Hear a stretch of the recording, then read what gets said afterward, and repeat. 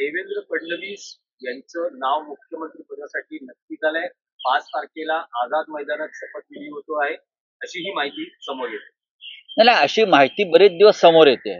पहिल्या दिवसापासून माहिती समोर येते, पण तो दिवस काय, तो सूर्य काय उजाडत नाही अजून.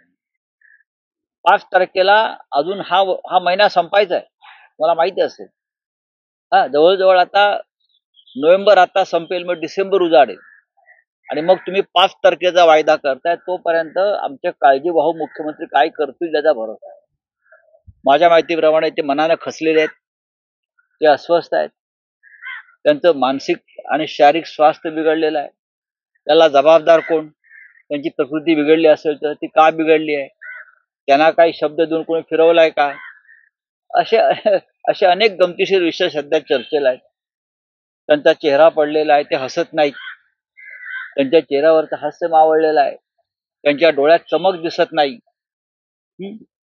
ते एवढंच बडबडतात, मी लाडका भाऊ, मी लाडका भाऊ.